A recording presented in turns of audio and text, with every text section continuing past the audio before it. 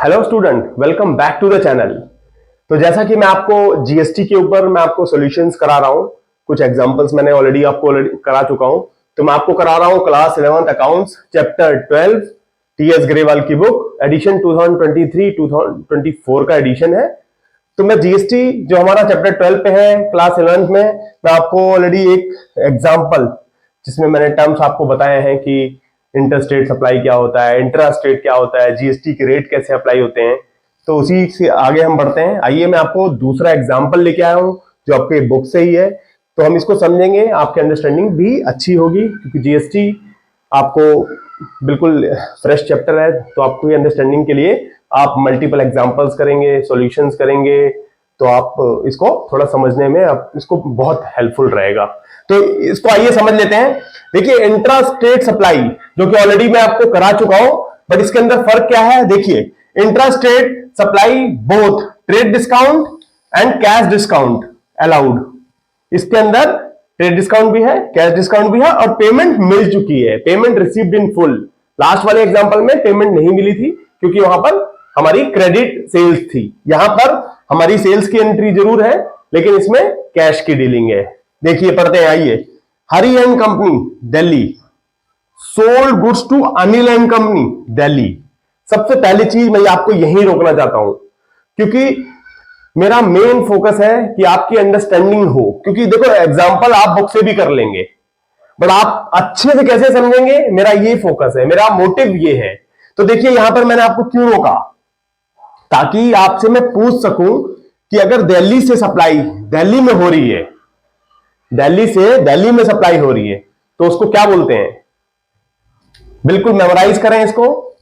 Intra state supply बोलते हैं उसको। एक स्टेट से एक ही स्टेट में, दिल्ली से दिल्ली में सप्लाई हो रही है, तो इसको इंट्रा स्टेट सप्लाई बोलते हैं। तो ये एक तो इंट्रा स्टेट मतलब एक ही सप्लाई, मतलब एक ही स्टेट में हमने माल को सेल करा है, तो उसके लिए क्या अप्लाई होता है, सीजीएसटी और एसजीएसटी। हम ऑलरेडी पढ़ चुके हैं। यहां पर जैसे 12% दिया हुआ है, 6%, तो अज्यूमिंग की 6%, जैसे मैंने आपको एग्जांपल में भी समझाया है। तो आइए पढ़ते हैं इसको। हरी ने अनिल को बेचा, अनिल एंड कंपनी को, लिस्ट प्राइस जिसकी 1 लाख रुपए थी, trade discount 20% and cash discount is 2%। देखिए, हम जनरल एंट्री के फॉर्म में ट्रेड डिस्काउंट को मेंशन नहीं करते, बट कैश जो डिस्काउंट, जो हमें पैसा मिलने के लिए हम उसको डिस्काउंट देते हैं, हम ऑलरेडी समझ चुके हैं, तो उसको हम जनरल एंट्री के रूप में लिखते हैं। अभी मैं आपको जनरल एंट्री भी कराऊंगा। Paid the amount at the time of sale, sale के समय ही हमने पैसा सारा ले लिया, मिल गया हमें हरी से, कोई उधार में सेलिंग नहीं है ये। Rate of GST is obviously, जब ये एक ही स्टेट में है तो सीजीएसटी और एसजीएसटी अप्लाई होगा। हालांकि अगर ये बुक में ये नहीं भी दिया होता, ये वाला rate of CGST SGST 6% each, तो आपको ऑटोमेटिक खुद समझ लेना चाहिए कि एक स्टेट से अगर same state with in state में सप्लाई हो रही है, गुड्स की सेलिंग हो रही है, तो हम सीजीएसटी एसजीएसटी ही लगाएंगे। अगर रेट हमारे को जीएसटी का 12% दिया होता कि GST rate is applied is 12%, तो हम हाफ हाफ कर लेते हैं। Invoice prepared by Hari and company, मतलब हरी ने सेल करा है। देखिए इसको करते हैं, मैं आपको पहले एग्जांपल वो बताता हूं इसकी वर्किंग, फिर हम करेंगे जनरल एंट्री। देखिए, लेस प्राइस क्या था माल का, हरी एंड कंपनी की बुक्स में हम बात कर लेते हैं, क्योंकि हरी ने ही ये बिल काटना है, सॉरी हरी ने ही बिल काटना है अनिल एंड कंपनी को, ठीक है। लेस प्राइस क्या होगा, 1 लाख रुपीस। ट्रेड डिस्काउंट कितना है, 20%, 20,000 रुपए। तो माल कितने का हुआ, जो सेल कराया है हरी ने 80,000 का, लेकिन लेस, ये भी लेस ही था, लेस करना है 2% कैश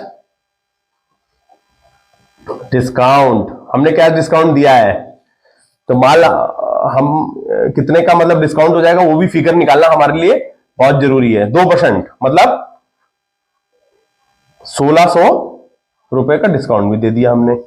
तो हमारे को जो पैसा मिलना है, बेसिक वैल्यू, टैक्सेबल वैल्यू की बात कर रहे हैं, हमारे को जो पैसा मिलेगा वो मिलेगा 78,400, यही मिलेगा टैक्सेबल वैल्यू। अभी हम जीएसटी की बात नहीं कर रहे।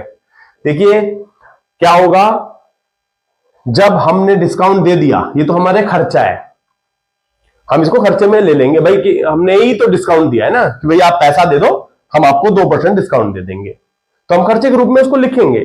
लेकिन जो टैक्सेबल वैल्यू है, जो हमारा माल का पैसा है, वो 78,400 ही लेंगे ना इससे, हम जिसको हम सेल कर रहे हैं अनिल एंड कंपनी से विद, अब हम जीएसटी की बात कर लें, उससे जीएसटी में भी पैसा लेंगे, सीजीएसटी 6% लेंगे, एसजीएसटी भी 6% लेंगे। करेक्ट? कितना होगा 6%? अब इसका जोड़िए,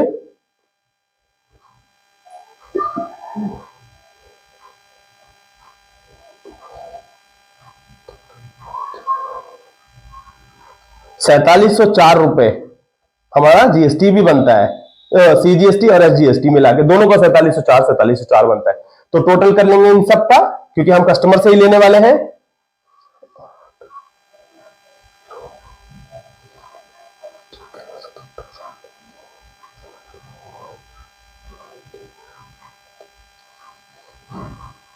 ₹87,808 लेंगे हम। भाई देखो, जब माल हमने बेचा, मैं आपको ये वर्किंग इसलिए बता रहा हूं कि आपको बिल्कुल जीएसटी के टर्म से भी समझना जरूरी है कि बिल कितने का कटने वाला है। ये बिलिंग है, क्योंकि यहां लिखा है ना इनवॉइस प्रिपेयर्ड बाय हरी, तो हरी बिल कैसे बनाएगा, मैं आपकी उस चीज की वर्किंग बता रहा हूं। ₹80,000 का माल वो दिखाएगा कि बेचा, ₹1,600 खर्चे में ले लेगा कि डिस्काउंट जो दिया उसने, डिस्काउंट अलाउ कर रहा है ना, और जो टैक्सेबल वैल्यू बनेगी, टैक्सेबल वो बनेगी हमारी ₹78,400 प्लस इसमें जीएसटी जोड़ देगा। भाई जीएसटी भी तो इसी से लेगा ना, कस्टमर से, अनिल एंड कंपनी से, तो ये टोटल हमारी 87,808 की वो बिलिंग करेगा। आइए इसको भी समझ लेते हैं जनरल एंट्री के फॉर्म में। क्या होगा सेलिंग में? कैश आ गया, cash account debit, discount allowed. पहले अमाउंट नहीं लिखेंगे, मैं आपको सिर्फ एंट्री बता रहा हूं, अलाउड अकाउंट डेबिट। अब ये पूछेंगे डेबिट क्यों? देखिए यहां पर डिस्काउंट अलाउ किया है, हमारे लिए खर्चा है, और एक्सपेंस जब भी बढ़ता है क्या होता है, फिर वही जनरल एंट्री की फॉर्म्स को समझे, खर्चा जब भी बढ़ेगा तो डेबिट, या और एसेट्स जब भी बढ़ेगा तो डेबिट, दोनों चीजें देखिए डेबिट। अमाउंट में लिखूंगा, पहले आप समझें कि डेबिट क्यों कर रहा हूं। टू सेल्स अकाउंट, क्योंकि माल बेचा यहां हमने, टू सीजीएसटी, टू एसजीएसटी। देखिए फिगर यहां पर अवेलेबल है, 78,400 तो आप यहां सीधा लिख देंगे, टैक्सेबल वैल्यू है जो हमारा माल बिका है। करेक्ट?